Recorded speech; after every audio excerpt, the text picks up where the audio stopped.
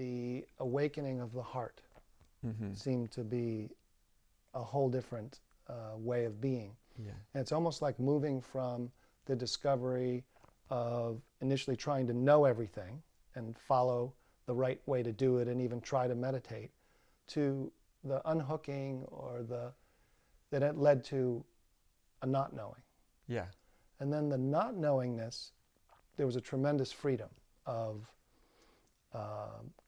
some kind of not controlling, not having to go to the mind. Right. And then as it sank down, the heart, I guess what they call the prajna, a certain quality of knowing, which is completely different. Yeah. It started in a very slow way, almost like a baby Buddha. Yeah, yeah. So it started to know in a way that wasn't referencing the mind, didn't go to the mind for a second opinion. Right. And just started to feel from inside that there was a non-separateness with everything. And yet there was also discrimination, but it didn't have to go to kind of subject-object. It didn't have to just divide things up to know it. To split itself up. Yeah. Yeah. It could know it directly. Yeah. And then there's just kind of this both and paradoxical. So the sense that, oh, I'm nothing, and I'm also here, and I'm also everything. Everything. Yeah. Yeah. Just all of a sudden makes sense where you hear it before and you're trying to make sense out of it. So, okay, let me see if I can get that, But it just all of a sudden like, oh yeah. Yeah. That's how it is. Yeah. I think what you're saying really corresponds. It corresponds with my experience as well. But I think it seems to me that almost probably 95% of the time when we awaken, it sort of stabilizes in one sense, or comes back to a state of what I call awakened mind, which is what you're talking about, which is a strange way of putting it, because it's not that the mind is awake, but we're awake from mind. Right. So, we mind. realize, none of these thoughts define me or define reality. So we're awake on the level of mind, right. And that's the transcendent witness.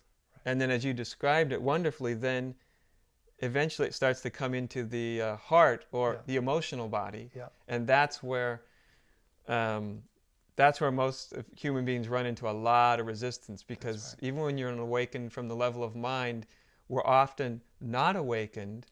We're actually still identified on the level of emotion in many areas. That's right. And so that's that kind of slow settling, but it doesn't just settle. It can only settle if we start to unhook the identity on the level of emotion. That's right.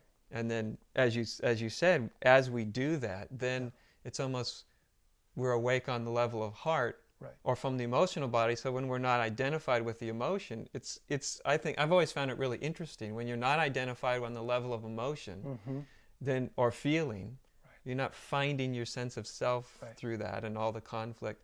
Then actually your emotional body has this capacity for experiencing unity or oneness. Yeah. And it's interesting, even if we look even closer to kind of what is that we've thought of as even emotion or feeling. Yeah. Really from the heart, it's like even what we called love, or what we thought was love, was really kind of mixed with a lot of personal story. Like core belief is actually coming up and flooding this innocent heart. And when the heart doesn't have a mind that's kind of telling it stories and kind of telling it, to go out to look for something, and the stories or the core beliefs aren't feeding it, there's the heart, the kind of love is this unconditional love. Yeah. That in some ways is a whole different emotional way of being and seeing, that isn't the usual personally fed by this pool below of core beliefs and this mind that tells it, go out and get that, or do this, or feel that, or that's wrong, or that's right, or filled by emotional attachment, because that can be a very juicy sort of love, this sort of very sticky emotional attachment love. And I think we all come to as we experience that kind of love you're talking about, which is it isn't personal. It's more impersonal. I like to think of it almost as an indiscriminate love, because it just loves. Loves everything. And it doesn't seem to love for a reason. Yeah. Like, I love because it looks this way, or it's beautiful, or this person's that, or it's just there. Right. And it's like, because it's impersonal and empty, it can be intimate. Yeah. It's like intimacy with even other beings comes when it's not personal. That's the interesting thing, isn't it? Yeah. It's totally different from the way we hook it up in our minds. Yeah. Yeah. We would think that the personal would be the most intimate, right. But actually it's the impersonal, because actually I think we're connecting on the level of spirit, right, or true nature. Yeah. And that's actually, even though that's not personal in the sense of it being about my story about me, in one sense, I think it's the collapsing of the personal and the impersonal. Right.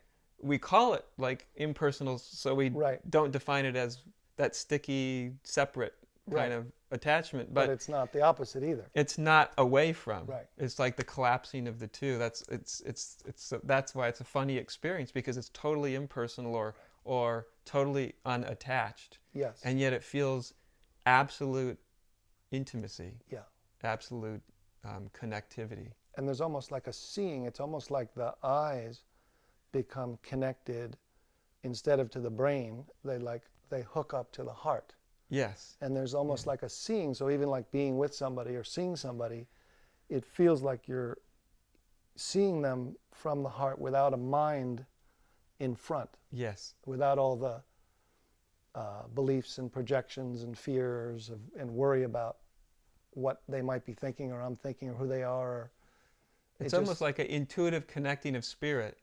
Yeah. And then primarily, and then the exterior is sort of just the exterior. Yeah. But it's already connected spirit to spirit almost instantaneously. Yeah. And that, of course, is what everyone's longing for. Sure, yeah. Yeah, it seems like. I mean, some kind of, both freedom, but also immanence. Yeah. Some kind of, free of suffering, but also aliveness, connectivity, real sense of relating or being a human in this world. Right. And that's the amazing thing, when it drops and the heart starts being the center. And in some ways, it's not, as you were saying before, it's not like the head was the center and now the heart becomes literally a center. Right. There's still this feeling that there's no center.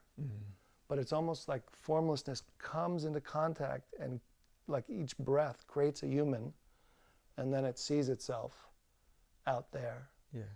Like that Nisargadatta quote about, when I look back, I find nothing. And then when I look out and see everything, that is love. So there's this kind of, almost like it's being created and destroyed in every moment. Almost with each breath. Like. Yeah. Yeah. Yeah.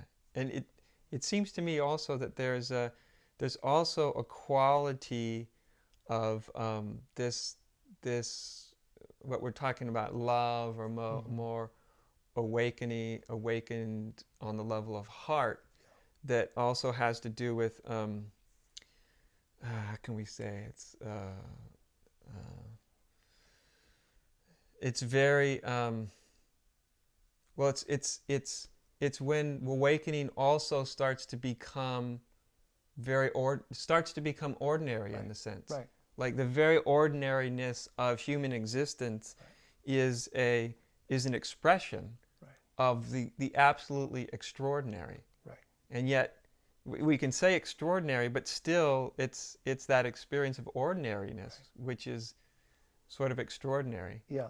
And that's to me that's one of the delights as well, is that just ordinary existence. Very simple. Yeah, like, this is it. Yeah. Where I always was this is a manifestation of the most profound Dharma.